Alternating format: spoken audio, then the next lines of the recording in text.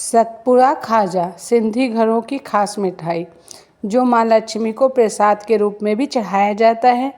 हल्की मीठी लेयरदार और महीनों चलने वाली खास मिठाई। इसके लिए 1.5 कप मैदे में मैंने चुटकी भर नमक और 1 चम्मच पिसा हुआ शक्कर पिसा हुआ लेके सेमी सॉफ्ट डो तैयार कर लें, मतलब रोटी से थोड़ा सा कड़ा। अभी इसमें मोयन नहीं देना है। आटे को अच्छे से मसल के गूँथ के चिकना कर लें, फिर 5 मिनट के लिए रख दें। तब तक हम लोग इसके लेयर के लिए साटा तैयार करते हैं। इसके लिए यहाँ पे 3 चम्मच भर के मैदा मैंने लिया है और 2 से 3 चम्मच ही देसी घी लिया है। आप चाहे तो रिफाइंड भी यूज करें, लेकिन मिठाई घी में ही अच्छी लगती है। घी से इसका लेयर ज़्यादा अच्छा आता है। आप अगर मैदे की जगह 1 चम्मच कॉर्नफ्लोर यूज करना चाह रहे हो तो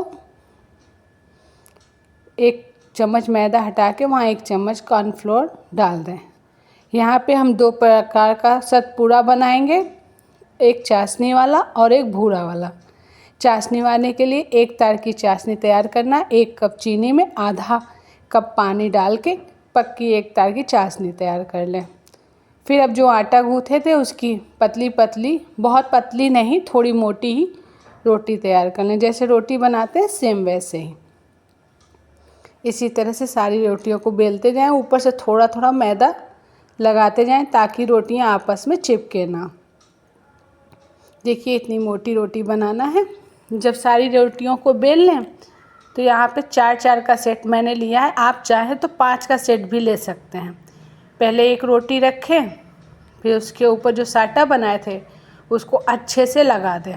साटा को बहुत अच्छे से पूरी रोटी पे लगाना है, एक भी कोना छोड़े ना, नहीं तो लेयर आपस में चिपक जाएगी और खुलेगी नहीं तलते समय। इसी तरह से सारी रोटियों पे साटा अच्छे से लगा दें। चारों तरफ उंगली चम्मच जिससे भी लगाना हो अच्छे से लगा लें। ये मिठाई महीनों चलती है, हल्की मीठी होती है, खाने में बहुत टेस्टी लगती है, लेयरदार क्रिस्पी। आप लोग अपने घर पे ज़रूर ट्राई करें। साटा लगाने के बाद थोड़ा सा मैदा ऊपर से डाल दें और फिर दूसरी रोटी रखें। इसी तरह से हमने 4 रोटी का बनाया है। आप चाहें तो 5 रोटी का भी बना सकते हैं। एक के ऊपर एक रख के साटा लगाएं, फिर मैदा लगाएं। इसी तरह से सारी रोटियों को रख के तैयार कर लें। ये सिंधी घर में जब बेटियों की विदाई होती है तो भी दी जाती है। मैक्सिमम शुभ काम में इसको बनाया जाता है। साटा बहुत अच्छे से लगाना है, इसी से सारी लेयर्स खुलेंगे। सारे रोटियों को तैयार कर लें, एक के ऊपर एक। काफ़ी क्रिस्पी मिठाई होती है ये, और अच्छी बात यह है कि बहुत दिन तक चलती है।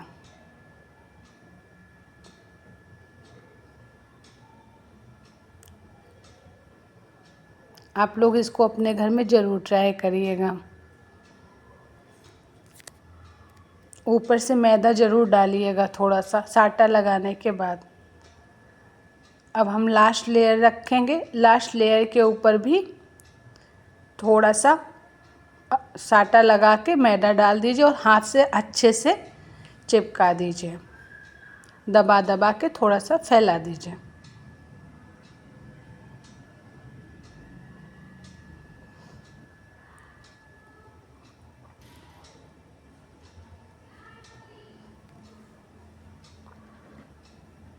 पाँच रोटी रखने पे बहुत बड़ा बड़ा बन जाता है। अगर आपको छोटा पसंद हो तो 3 ही रोटी लगाएं।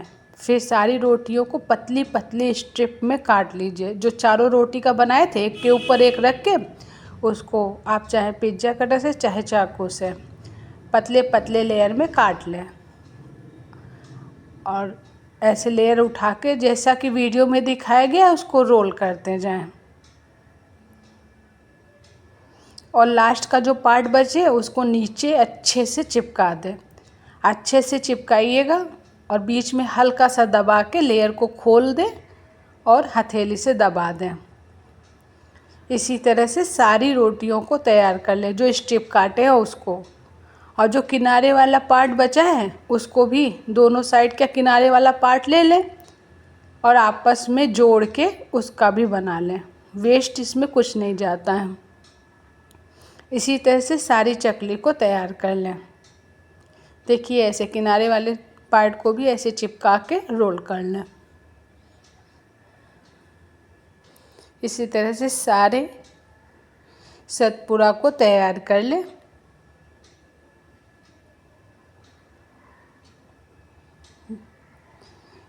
इसमें बहुत लेयर आती है। जब सारा तैयार हो जाए तो उसको बीच से बाहर बेल लें। थोड़ा पतला बेल दें। याद रखिए बहुत ज़्यादा पतला नहीं करिएगा, नहीं लेयर्स आपस में चिपक जाएगी।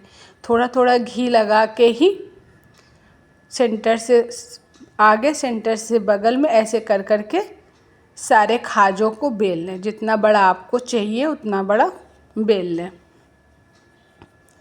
फिर इसको मीडियम हाई, बहुत लो पे नहीं, मीडियम आंच पे इसको फ्राई कर लें।